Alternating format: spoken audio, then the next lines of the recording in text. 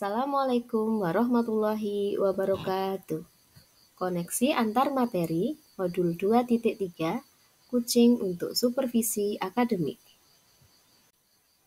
Perkenalkan, saya Surati SPD, CGB Angkatan 9, Kabupaten Wonosobo. Tujuan pembelajaran khusus, CGB menyimpulkan dan menjelaskan keterkaitan materi yang diperoleh dan membuat refleksi berdasarkan pemahaman yang dibangun selama modul 2 dalam berbagai media. Kesimpulan dan refleksi.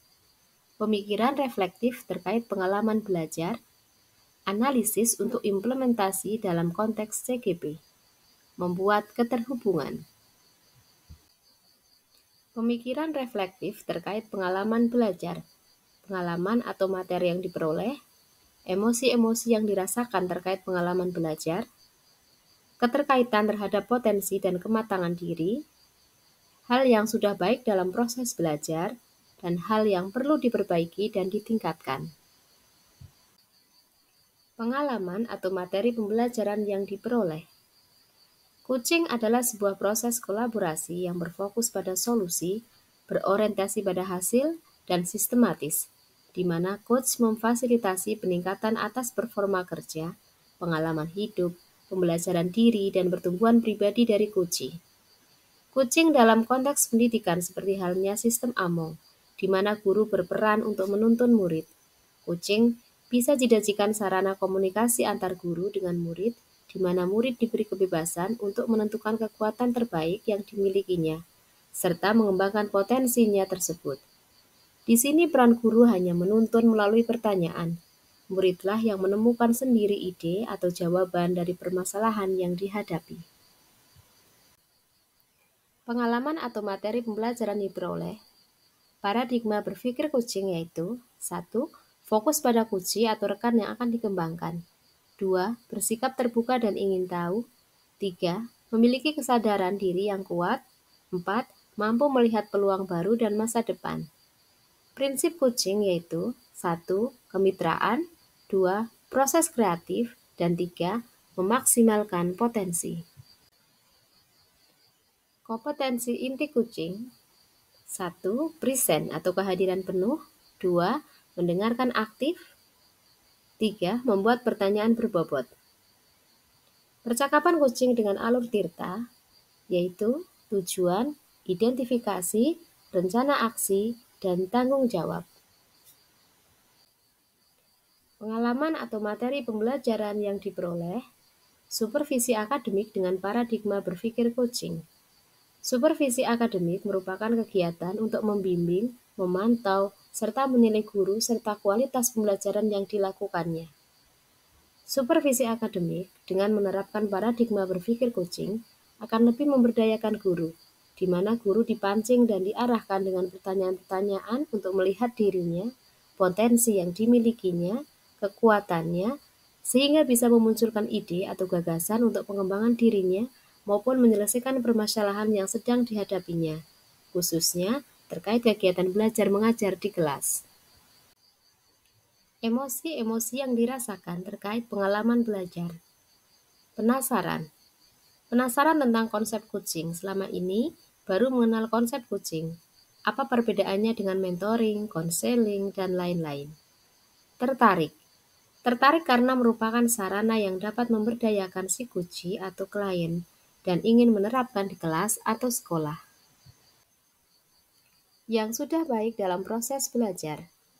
Dalam keterampilan coaching, saya sudah belajar mempraktikkan menggunakan alur Tirta bersama rekan CGP lain saat ruang kolaborasi serta demonstrasi kontekstual. Di situ saya mulai bisa fokus dan hadir sepenuhnya, serta mendengarkan secara dengan merespon cerita, mengucapkan rangkuman cerita yang disampaikan coachee. Yang perlu ditingkatkan dalam proses belajar, saya perlu meningkatkan keterampilan mengajukan pertanyaan berbobot, mengidentifikasi kondisi si coachee, serta menggali berbagai rencana aksi yang akan dan mengembalikan ke topik utama saat coachee keluar dari fokus pembicaraan.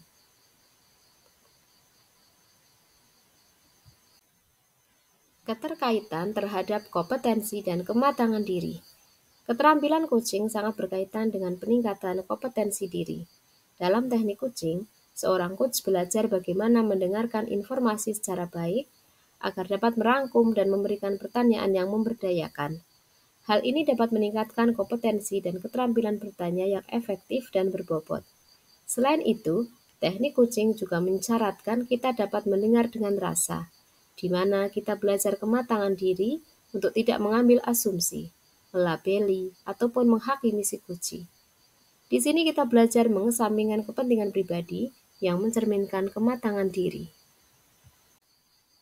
Analisis untuk implementasi dalam konteks CGP memunculkan pertanyaan kritis yang berhubungan dengan konsep materi dan menggalinya lebih jauh.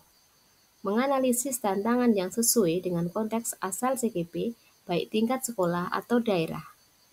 Mengolah materi yang dipelajari dengan pemikiran pribadi sehingga tergali wawasan yang baru. Memunculkan alternatif solusi terhadap tantangan yang teridentifikasi. Analisis untuk implementasi dalam konteks CGP. Dari proses belajar ini memunculkan pertanyaan dalam diri saya, bagaimana jika teknik coaching ini saya terapkan di kelas saya untuk menggali potensi terbaik dari murid-murid saya? Dari pertanyaan itu, muncul pemahaman baru bahwa jika segala sesuatu, baik berupa ide atau solusi, jika berasal dari diri seseorang akan lebih memotivasi untuk menjalankan serta bertanggung jawab di dalamnya. Namun di sisi lain, untuk memperhatikan teknik coaching ini, akan ada tantangan yang saya hadapi. Misalnya saja, saya akan menemui kendala saat murid sulit untuk merencanakan aksi.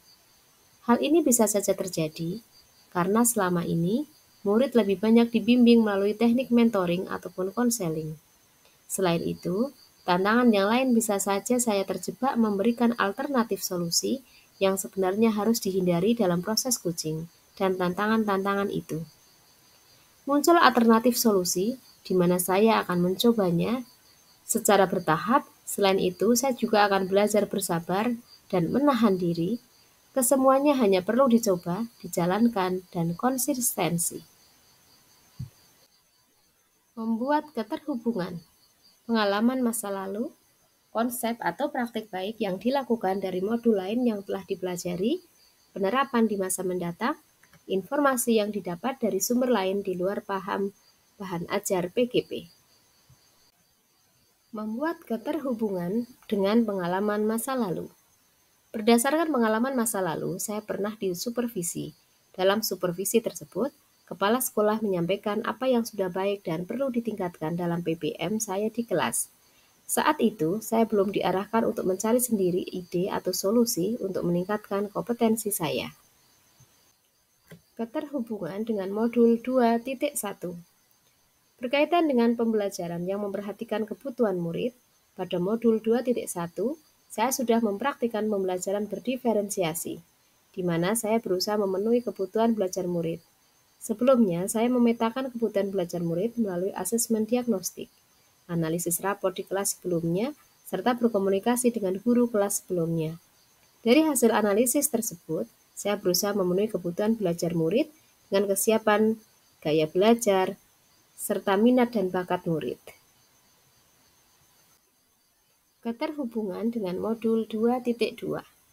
Berkaitan pembelajaran dengan memenuhi kebutuhan belajar murid melalui pembelajaran sosial emosional atau PSE.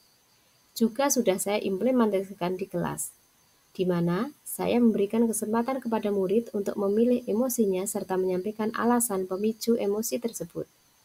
Selain itu, saya juga memberikan pembelajaran yang dapat menguatkan keterampilan sosial dan keterampilan berelasi murid melalui kerja kelompok. Untuk manajemen diri serta kesadaran diri, saya biasakan murid untuk berefleksi mengenai pembelajaran yang telah dilakukan.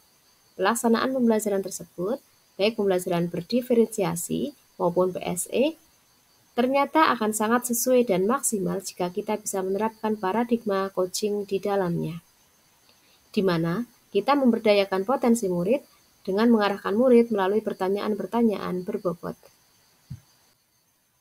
Keterhubungan dengan informasi di luar PGP. Informasi mengenai supervisi akademik saya peroleh dari kepala sekolah dan rekan sejawat.